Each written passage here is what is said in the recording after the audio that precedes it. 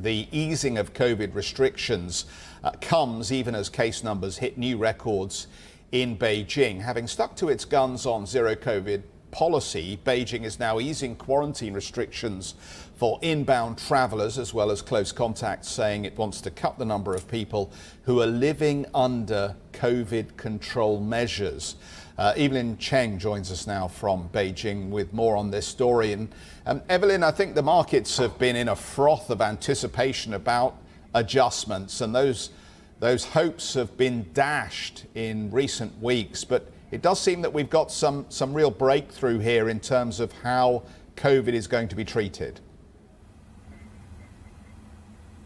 Thanks, Jeff. Yes, markets have been anticipating every bit of information on COVID policy in China, and we certainly got a clear sign of where the policy is heading, even though if the longer time frame is still uncertain.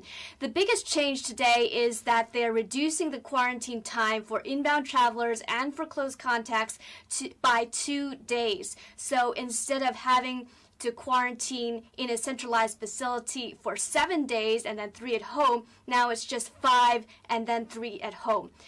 The other change that's significant is that the penalty for flights coming in with COVID infections, that they won't need to cancel those flights anymore. And so hopefully we'll be seeing more flights coming in and out of China that will help with travel. And also think importantly, domestically, the new rules also say there's going to be more emphasis on home quarantine versus the centralized quarantine.